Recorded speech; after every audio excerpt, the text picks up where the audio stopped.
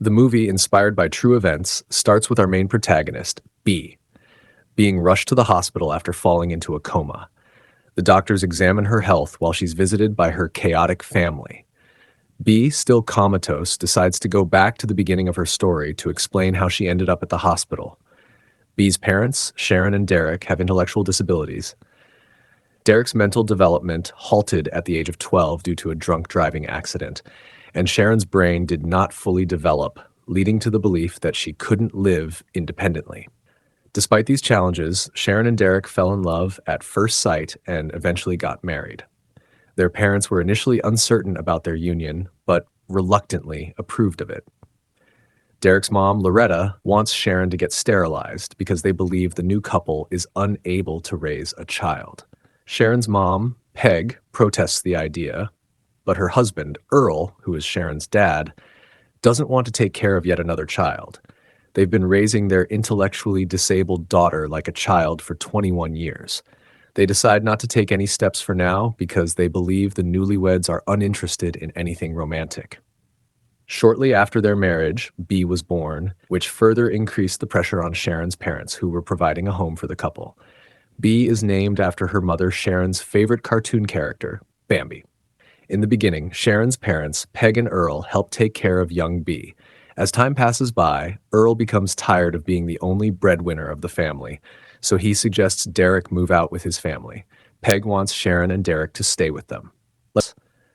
As she doesn't trust them to take care of the baby or themselves, Derek decides that they must move out and live as a family, which they do soon after. Derek and Sharon move to Nevada and initially live in a van before eventually buying a house. Fast forwarding to the present, a social worker named Mary arrives at the hospital to investigate the circumstances leading to B's coma. She engages in conversations with B's family members. Continuing with the flashback, B's childhood was initially filled with joy and fun, as Sharon and Derek worked hard to provide for her. However, when B turned 10, her parents began to place more responsibilities on her. Even Derek went so far as to teach her how to drive at a very young age, just in case he was unable to do so. In exchange for learning this skill, he promised B anything she wanted, which eventually led her to get a dog she named Godzilla. According to B, they enjoyed a happy life in a trailer park initially, and later in their new home. Nevertheless, from a very young age, B had to shoulder more than her fair share of responsibilities. This included taking care of the dog, looking after herself, and the ability to take care of Godzilla and her parents. Simultaneously following this incident, B's aunt and uncle, Joy and Ben, contemplate the idea that it might be beneficial for B to spend some time with them. B ends up spending the summer at her Aunt Joy and Uncle Ben's house, which is a disorienting experience for her as she's not used to someone else taking care of her. When she has a near accident in the swimming pool, her uncle realizes that B needs more parental guidance and support. Joy and Ben decide to take on a more significant role in B's upbringing, mainly focusing on her education. Consequently, B starts going to a private school where she becomes best friends with Nia. She does really well in her studies and even joins the track team for extracurriculars. However, she continues to be a victim of bullying. Even in high school, B is mostly victimized by ASD, the belle of the school. One day during lunch, B is approached by a handsome kid, Ethan. He tells her that he saw her drowsing in biology class, so he hands over his notes to her. After Ethan leaves, Nia notes that Ethan might have taken a liking to B. She also shares what she knows of Ethan, that he is a cancer survivor and the son of rich parents. B eventually ends up dating Ethan after connecting with him at a party. She continues to ace at school, but she's constantly having to worry about her parents and whether they can take care of themselves. As B reaches her senior year, her guidance counselor, Mr. Vasquez, persistently encourages her to apply to college. According to him, she has the necessary grades and extracurricular achievements to attend college, but initially, she only submits applications to a couple of community colleges under pressure. Despite having the potential to earn scholarships or financial aid, B is hesitant to even contemplate leaving her parents. She firmly believes that her parents depend on her for physical, emotional, and financial support and fears they would not be able to manage without her. Still, Mr. Vasquez asks what she is most interested in. B tells him that she loves astronomy. Without wasting any time, he tells her that she should look into UCLA's astronomy program, a program which best suits her interest. Later, after finding an old hat her uncle gave her, B realizes she wants to attend UCLA and decides to initiate the college application. As B starts spending more time with Ethan and agrees to go to prom, it puts a strain on her friendship with Naya. But dating Ethan, who accepts her wholeheartedly, makes her realize that she need not listen to others who have not walked in her shoes. During one of her part-time cleaning duties at school, ASD, like always, speaks very lowly of B.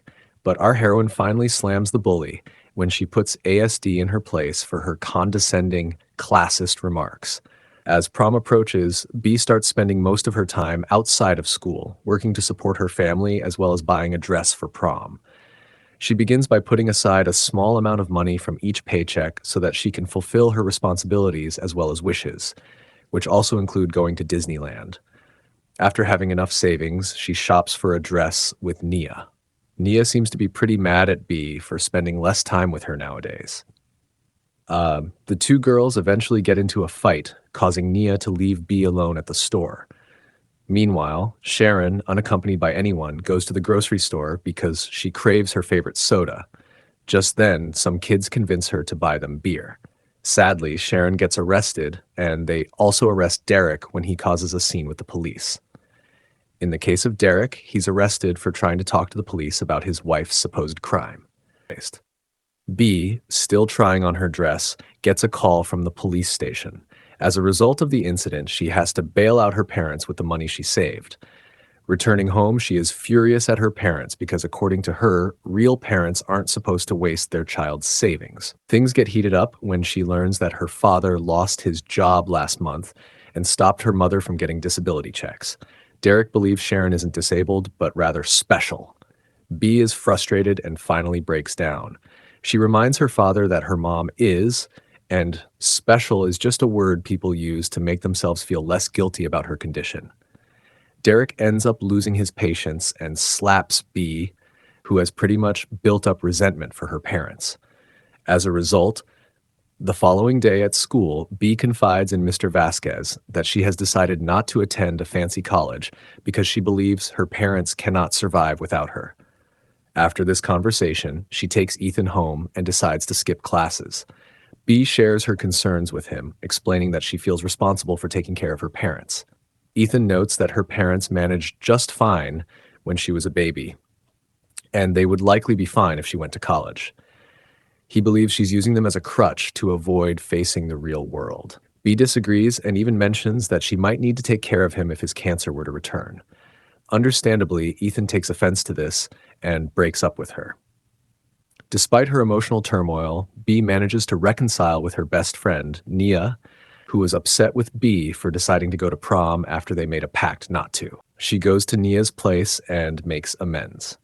B suggests they hang out together, but Nia now has a date to the prom, so B encourages her not to hold herself back just because B has canceled prom due to Ethan breaking up with her. B then helps Nia get ready for prom and returns home to cope with the challenges in her life. B decides to take control of what she can by selling tickets for the school's raffle, with hopes of winning a trip to Las Vegas so she can visit Disneyland.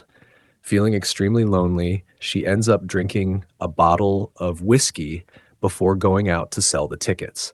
In her inebriated state, she goes out to sell the tickets, and Andy, a schoolmate's college-age brother, offers her a ride.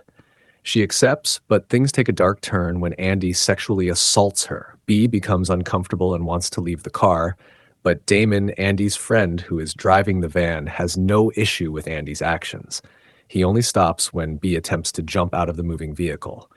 Afterward, B tries to walk away, but Andy follows her and pleads with her to return to the car. He starts pulling her arm, and B throws up before slipping and falling, hitting her head on the ground. Seeing her unconscious, the boys panic and drop her off outside the hospital before rushing away. B eventually regains consciousness and expresses her love for her parents and the rest of her family. After the social worker Mary conducts her review, B asks her if her family is the craziest she's ever seen, to which Mary replies that they aren't. Later that night, Ethan visits B and apologizes, and they reconcile. B is eventually discharged from the hospital and slowly recovers. During her final year of high school, she manages to graduate alongside Nia and the rest of her class. Despite her initial hesitation to apply to college due to her responsibilities, Bee decides to have an honest conversation with her father. Derek reassures her that, like any other parent, he wants her to move forward in life. This gives Bee the courage to apply to the college she desires and successfully gain admission. Even her grandparents, who had been grieving their children's conditions, decide to celebrate Bee's achievements. On graduation day, her entire family is present for the celebration. The movie ends with a heartwarming scene where Bee's parents drive her to college. Derek, now working as a Lyft driver, and Sharon proudly sing a song about Bee going to UCLA. Her mom wears a UCLA beanie and even shares the exciting news with a Lyft passenger. In the touching credit scene, the movie concludes with real family photos and an update that Bee is now in her third year at UCLA. If you like this movie, then please subscribe to my channel to watch many more amazing movies.